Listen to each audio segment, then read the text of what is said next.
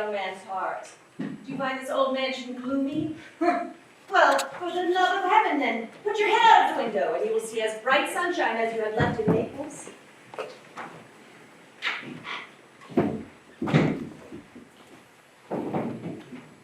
Does this garden belong to the house? Oh, heaven forbid, Signor, no. That garden is cultivated by the own hands of Signor Giacomo Rappaccini. The famous doctor, who I warrant him has been heard of as far as Naples.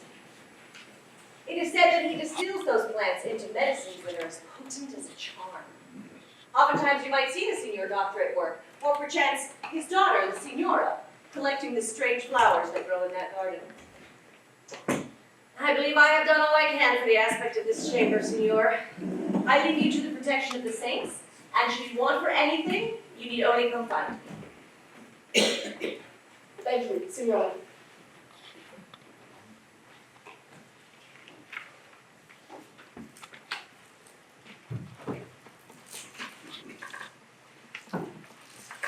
Beatrice?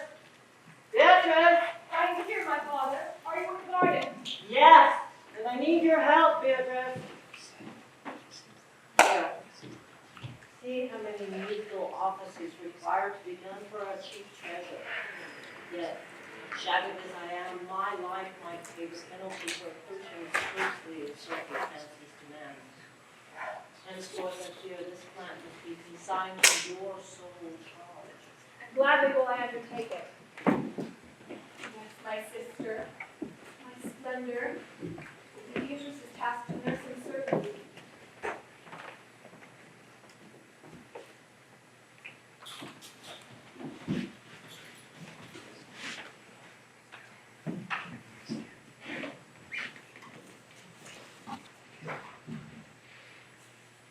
Professor Baglioni, I do thank you once more for joining me for a meal here. I know the room in which I've taken up residence is not the most accommodating, but... Speak nothing of the sort. As I said when I received your welcome invitation, I feel nothing but delight in joining the son of such a dear old friend. Now that he's come to the city in which his father and I spent those glorious days of our youth. So you have remained in this place since those days. I have. So there must be little of it of which you do not know with deep familiarity. Well, I would say so if I were one more inclined to self-flattery. And I do ask you, old friend, what you might know of my new neighbor, Monsignor Rappaccini.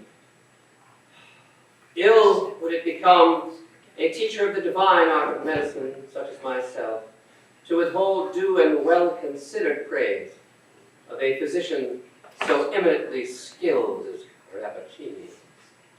On the other hand, it would answer even scantily to my conscience, were I to permit a worthy youth such as yourself, Signor Giovanni, to imbibe erroneous ideas respecting a man who might hereafter chance to hold your life and death in his hand. The truth is, the worshipful Dr. Rappaccini has as much science as any member of the faculty, with perhaps one exception. In Padua or all Italy, but there are certain grave objections to his professional character. And what are they? Has my friend Giovanni any disease of body or heart that he's so inquisitive about a position? But as for Rappaccini, it is said of him, and I who know the man well can answer for its truth, that he cares infinitely more for science than for mankind. He would sacrifice human life, his own among the rest, if it would add a grain of mustard seed to the heap of his accumulated knowledge. Methinks he's an awful man indeed. And yet, worshipful professor, is it not a noble art? Are there many men capable of so spiritual a love of science? God forbid. Unless, that is, they take sounder views of the healing arts than those adopted by Rappaccini. This is his theory that all medicinal virtues are comprised within those substances which we term vegetable poisons. These he cultivates with his own hands, and is even said to have created new poisons, more deleterious than nature, without the help of this learned person, would ever have plagued the world withal. That the Signor Doctor does less mischief than might be expected with such dangerous substances is undeniable.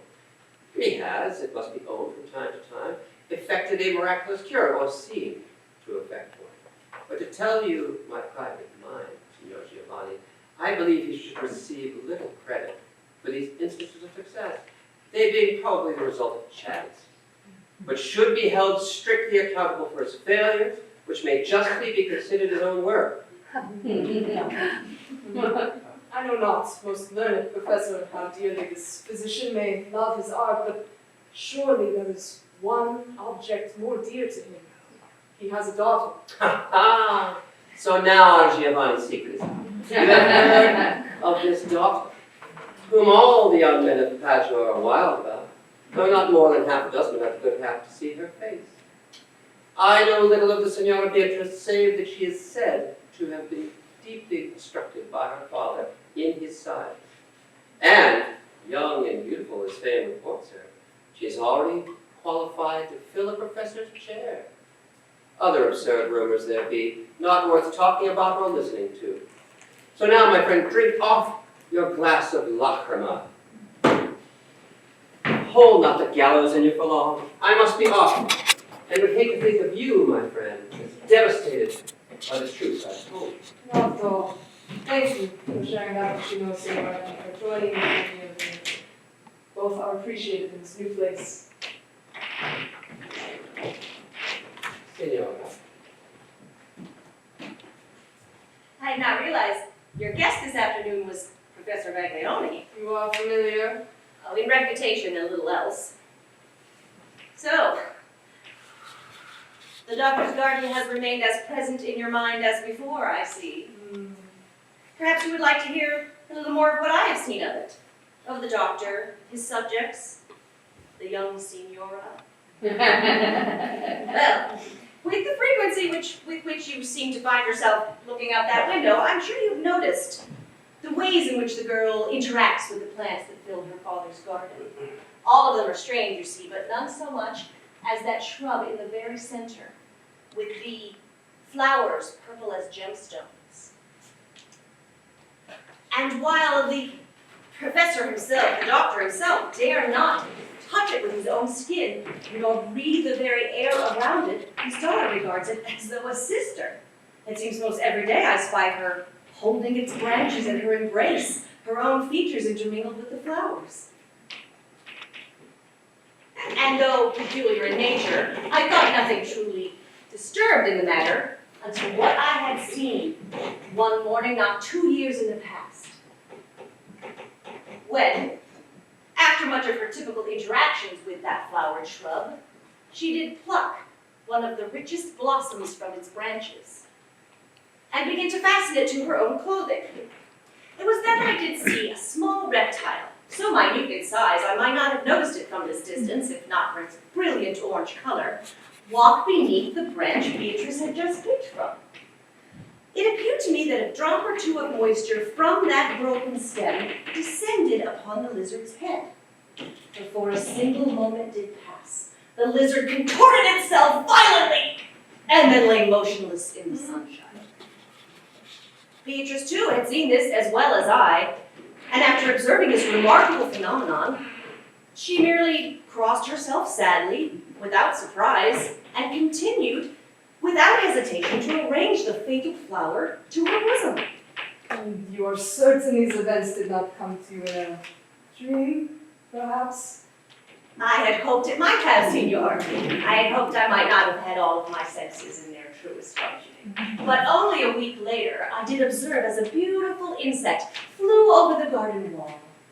And while such an insect would typically find itself a flower to rest on, I so thought, the winged brightness seemed not attracted to the perfumed plants of the garden, but to Beatrice.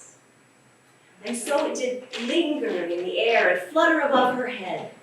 And while the poor girl gazed on with childish delight, it grew faint and fell at her feet. Its bright wings shivered. Dead. From no cause I could discern.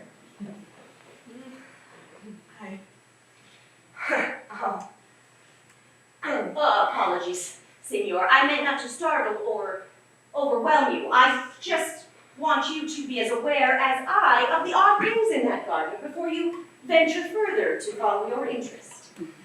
Thank you, Signora, but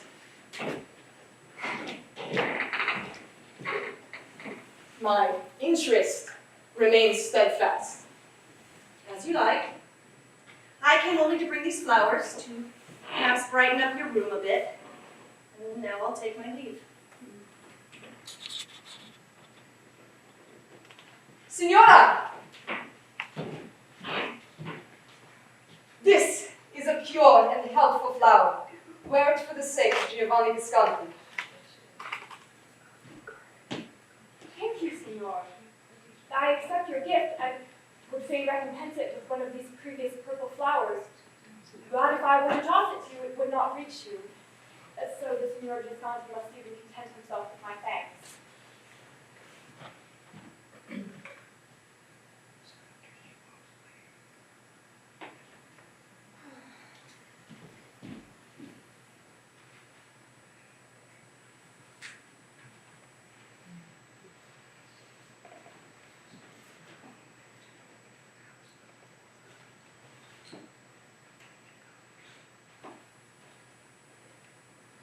Signor, here, listen. There is a private entrance into the garden. What do you say into Dr. Rappaccini's garden? That's wow. Yes, into the worshipful doctor's garden, where you may see all of his fine shrubbery. Any young man would give gold to be admitted among those flowers. Show me the way.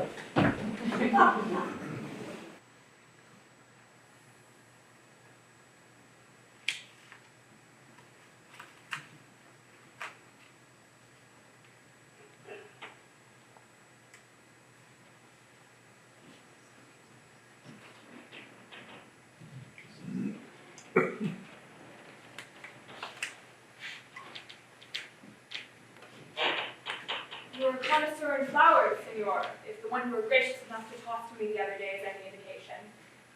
It is no marvel, therefore, if the sight of my father's rare collection has tempted you to take a nearer view. If you were here, he could tell you many strange and interesting facts as to the nature and habits of these shrubs, for he spent a lifetime in such studies, and this garden is his world.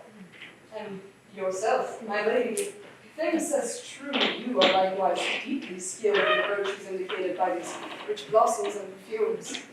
Would you deign to be my instructress, I should prove to be an apter scholar than if taught by Signor Rappaccini himself. Are there such idle rumors? People say that I am skilled in my father's science of plants. What a jest is there. No, though I have grown up among these flowers, I know no more of them than their hues and perfume. And there are times I think I would fain rid myself of even that small knowledge. There are many flowers here, and those not the least brilliant, that shock and offend me when they meet my eye. But pray, Signor, do not believe these stories about my science. Believe nothing of me save what you see with your own eyes. But must I believe all that I have seen with my own eyes? No, Signora, you demand too little of me. Bid me believe nothing, save what comes from your own lips. Then I do bid you. Forget whatever you or others who may share their recollections with you may fancifully regard from me. If true to the outward senses, still they may be false in their essence. But the words from Beatrice Rappaccini's lips are true from the depths of the heart outwards. Those you may believe. So, you will then allow me to return to this place and be taught by you about the nature of your flowers and, well, anything else I should be fortunate enough to learn. I will, Signor. If you can prove yourself a worthy student, that is. I will treat the endeavor to prove my worth with more dedication than with any of my studies in all my life.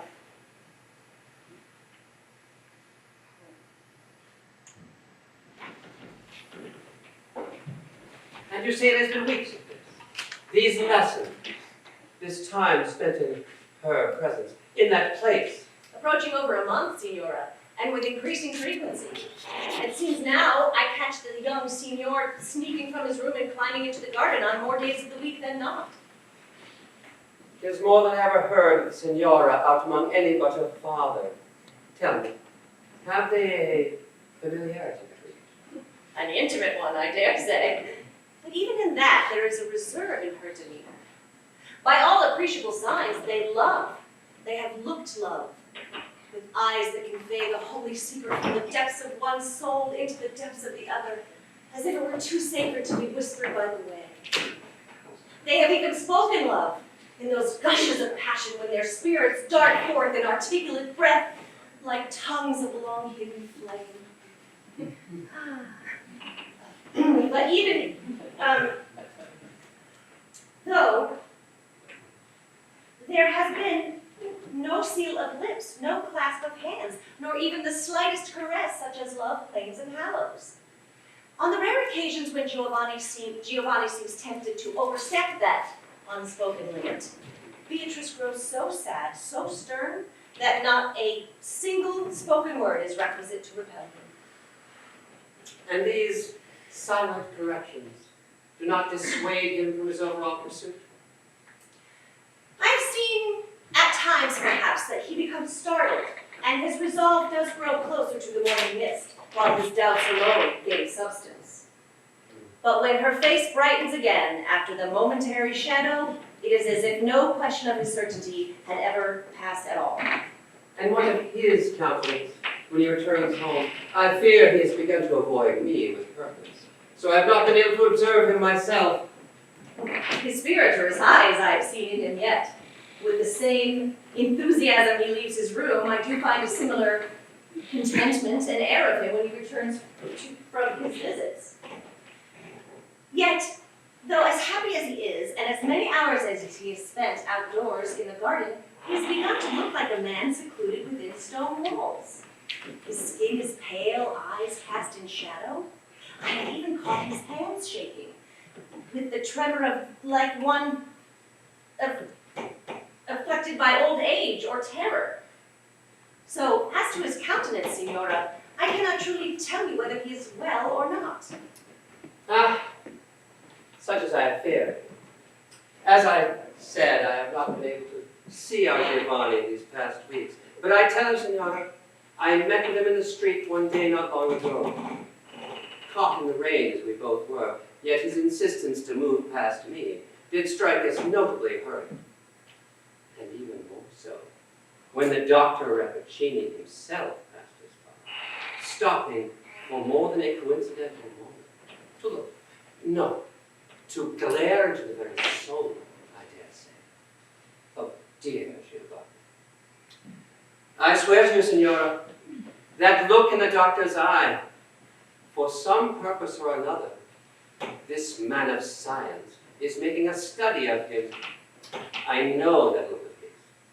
It is the same which coldly illuminates his face as he bends over a bird, a mouse, a butterfly. It only makes sense, that look of his, Giovanni's sleeplessness and demeanor.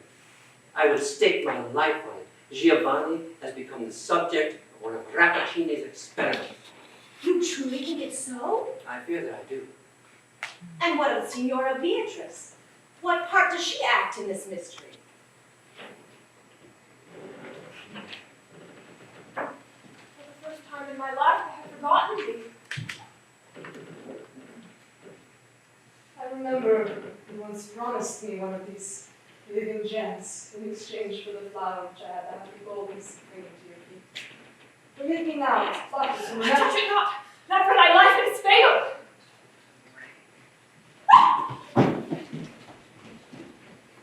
Oh!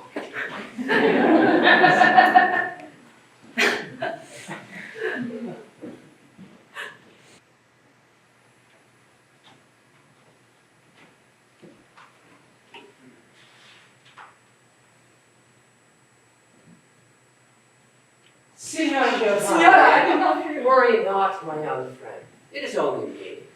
I was walking your street and decided this would be an opportune time to share with you the most enthralling tale I read recently.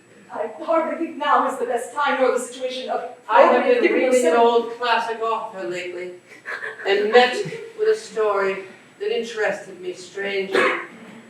Possibly you may remember it. It is of an Indian prince who sent a beautiful woman as a present to Alexander the Great.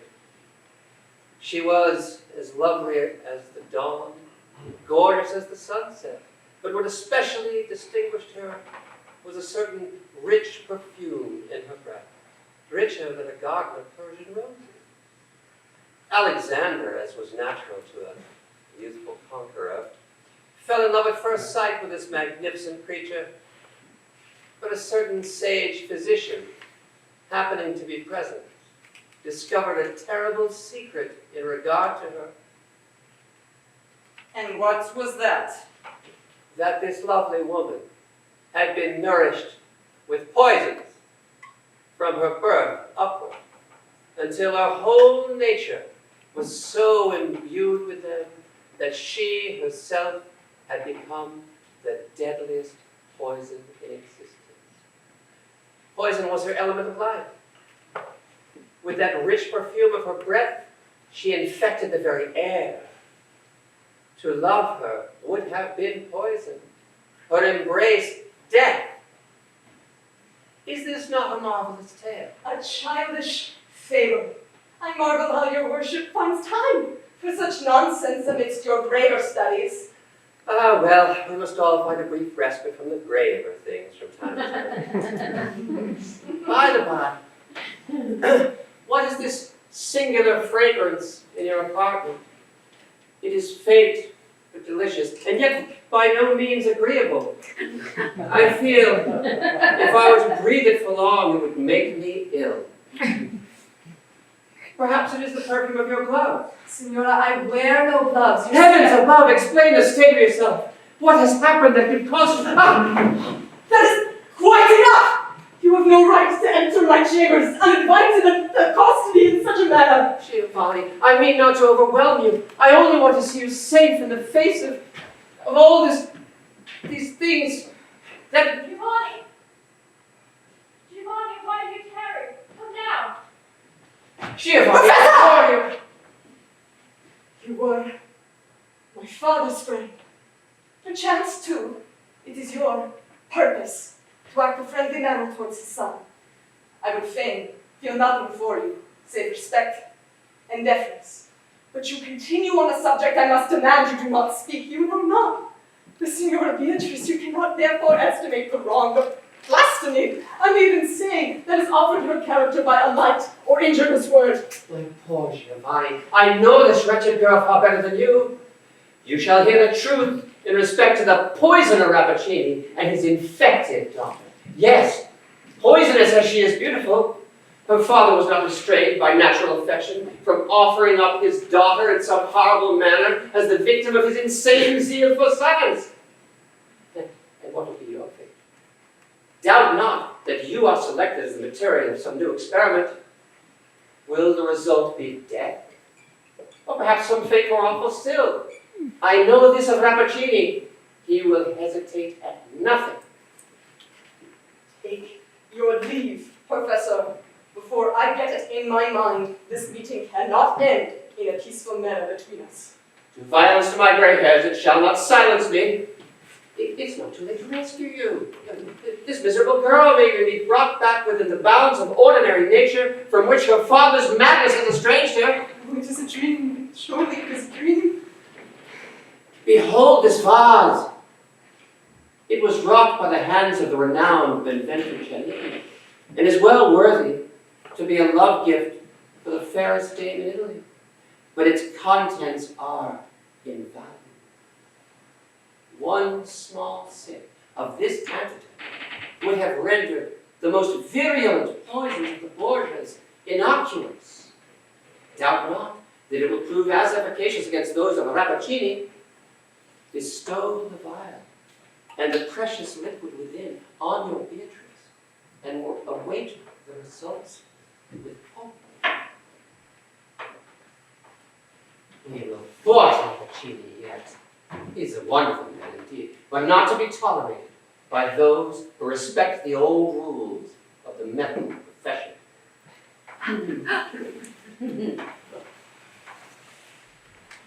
Doubt, Professor!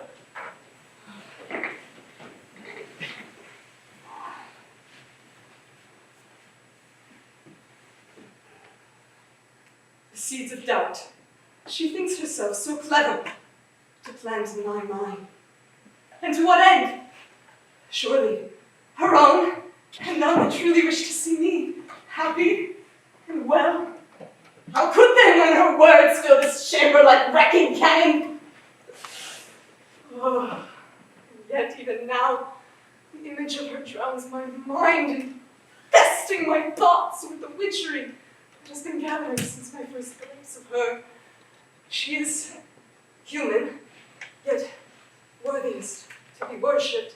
She is capable on her part, surely, of the height and heroism of love.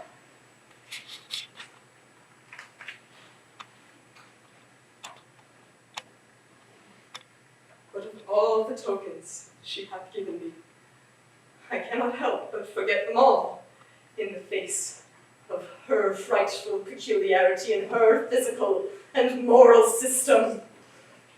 Is her sophistry of passion only subtle? Or is this a manipulation to which I have fallen under the beautiful spell of? Perhaps it is so. And perhaps the professor is wrong about only one thing.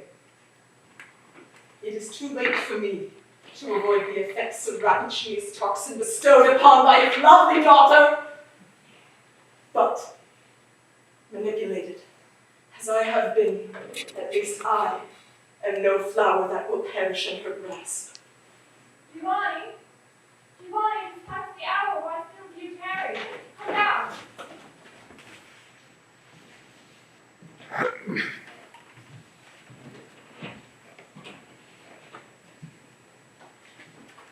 Well, Giovanni, Beatrice once came this shrub.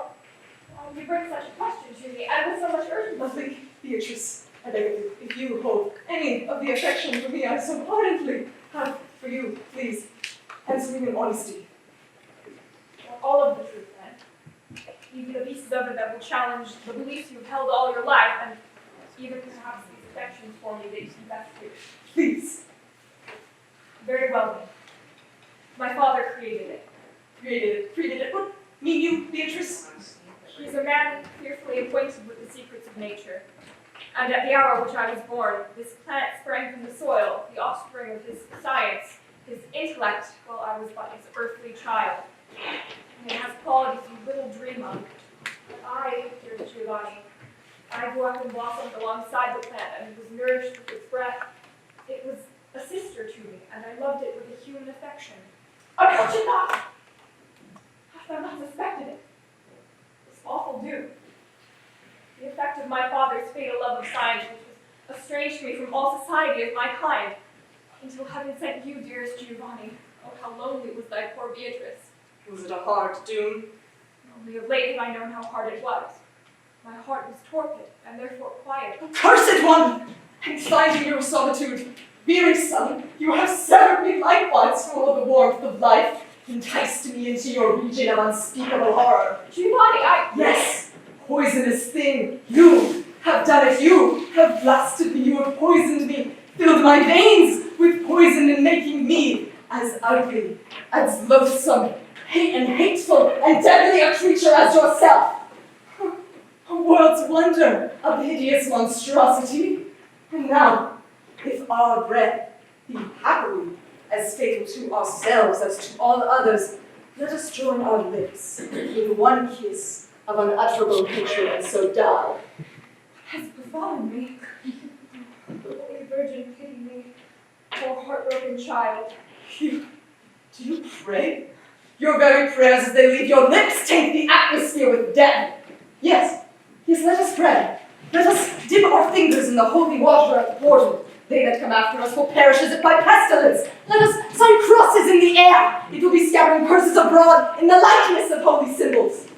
Giovanni, why do you join yourself with me thus in these awful words? I, it is true, am the horrible thing you namest me. But you, what has you to do save with one another, shudder at my hideous misery, to go forth out of the garden and mingle with thy race, and forget there ever crawled on earth such a monster as poor Beatrice? Do you pretend ignorance? Surely you cannot be unaware of this power I have gained from the pure daughter of Rappaccini, the toxin that runs through my veins as truly as it does yours, but killed sex that surrounded me on my journey to this place just minutes ago, that which was my own being. I see it. It is my father's fatal science. No, no, Giovanni, it was not I. Never, never. I dreamed only to love you and be with you a little time, and so to let you pass by, leaving but your image in my heart. For Giovanni, believe it. May my body be nourished with poison, my spirit is as yours is. My father has united us in this fearful sympathy. Yes, spurn me, tread upon me, kill me. Oh, what is death after such words as yours? But it was not I. Not for a world of bliss would I have done it. If what you say is true, then I hope no ire towards your birth. If we are to be cruel to one another, who is there to be kind to us? But dear Beatrice, there is still hope. Dearest Beatrice, behold, there is a medicine, potent, as a wise physician has assured me, and almost divine in its efficacy. It is composed of ingredients the most opposite to those by which your awful father has brought this calamity upon us. Shall we not quaff it together and must be purified from evil? If you give it to me, I will drink, but you must await the result before doing the same.